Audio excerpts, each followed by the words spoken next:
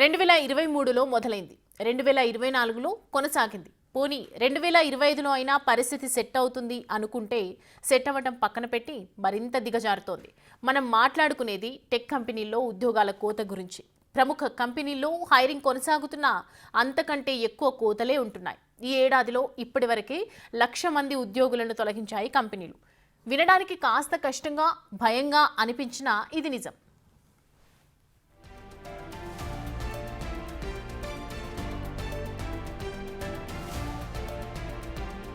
ఈ ఏడాదిలో మేలో 6,000 మంది ఉద్యోగులను తొలగించిన మైక్రోసాఫ్ట్ ఇప్పుడు ఏకంగా 9,100 మంది ఉద్యోగులను తొలగించేందుకు సిద్ధమైంది.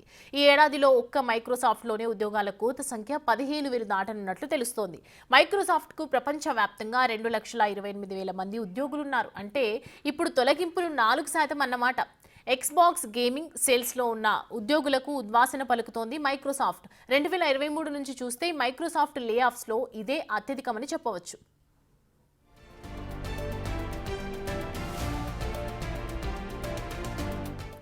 ఇక ఇంటెల్లో 20% ఉద్యోగులకు కోత పడనుంది. ఇంటెల్ జూలైలో అంటే ఈ నెలలో ఇప్పటికే 107 మందిని తొలగించింది. వీరంతా ఇంటెల్ హెడ్ క్వార్టర్స్లోని ఉద్యోగులే. ఇక జర్మనీలోని చిప్ మ్యానుఫ్యాక్చరింగ్ ప్లాంట్ను మూసేసింది. దీంతో ఈ ఒక్క నెలలోనే 20% ఉద్యోగులకు కోత పెట్టినట్లయింది. Chip design, cloud architecture, executive ఉద్యోగుల తొలగింపుపై దృష్టి పెట్టింది ఇంటెల్. వీరిలో చిప్ మ్యానుఫ్యాక్చరింగ్ ఉద్యోగులపైనే ఎక్కువ ప్రభావం పడనుందని తెలుస్తోంది.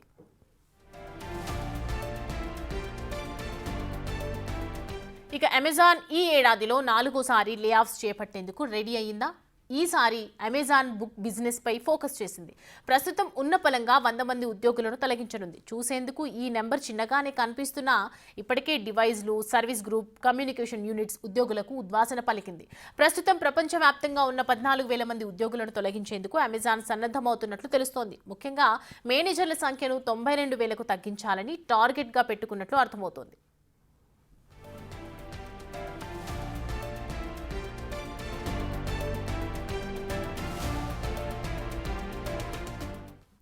ఇక 8,000 మంది ఉద్యోగులను తొలగించేందుకు ఐబీఎం సిద్ధమైంది. ముఖ్యంగా హెచ్ఆర్ ఉద్యోగులకు ఫోకస్ చేసింది. ఇప్పటికే 200 మంది హెచ్ఆర్ రోల్స్ను ఏఐతో రీప్లేస్ చేసింది ఐబీఎం. ఇన్ఫోసిస్ కూడా 240 మంది ఉద్యోగులను తొలగించేందుకు సిద్ధమైంది. అయితే వీరంతా కూడా ఎంట్రీ లెవెల్ ఉద్యోగులే అని చెప్పాలి. ఈ ఏడాది ఫిబ్రవరిలో 300 మంది ఫ్రెషర్లను తొలగించింది ఇన్ఫోసిస్. గూగుల్ కూడా ఉద్యోగాల కోతపై దృష్టి పెట్టింది. ఈసారి ఆండ్రాయిడ్, పిక్సెల్, క్రోమ్ డివైజన్లలో ఉద్యోగులను తొలగించేందుకు రంగం సిద్ధం చేసింది. క్లౌడ్, హెచ్ఆర్ యూనిట్స్లలో కూడా ఈ కోత ఉండనుంది. అంతేకాదు వాలంటరీ ఎగ్జిట్ అనే కాన్సెప్ట్ను కూడా తీసుకొచ్చింది గూగుల్. మెటా కూడా 5% ఉద్యోగులను తొలగించనుంది. మొత్తం 3,600 మంది ఉద్యోగులను లో పర్ఫార్మెన్స్ చేస్తున్నారని చెప్పి తొలగించనుంది. వీరిని ఏఐతో రీప్లేస్ చేయనుంది. ఈ కంపెనీలు మాత్రమే కాదు, automatic, tick talk, Ola, HP, cells force, blue origin, Canva, Simons, match group, crowd strike ఇలా అనేక కంపెనీలు ఉద్యోగులను తొలగించే పనిలోనే ఉన్నాయి. కరోనా కారణంగా ప్రారంభమైన ఈ ఉద్యోగుల కోత ఆ తర్వాత కొనసాగుతూనే ఉన్నాయి. దీనికి అనేక కారణాలు ఉన్నాయని చెప్తున్నారు. ముఖ్యంగా ఉద్యోగులను ఏఐతో రీప్లేస్ చేయటం ఒక కారణంగా, పెరుగుతున్న ద్రవ్యోల్బణం, కన్స్యూమర్ డిమాండ్ తగ్గిపోవటం, వడ్డీ రేట్లు పెరగటం ఇలా అనేక కారణాల వల్ల కంపెనీలు ఆర్థికంగా కాస్త ఒడిదొడుకులు చూస్తున్నాయి. అదే సమయంలో హైరింగ్ కూడా జరుగుతున్నా కోతలు మాత్రం భారీ స్థాయిలో ఉంటున్నాయి. ప్రస్తుతం AI related roles, automation, machine లెర్నింగ్కు సంబంధించిన డివిజన్లలో చేరికలు పెరుగుతూ ఉన్నాయి.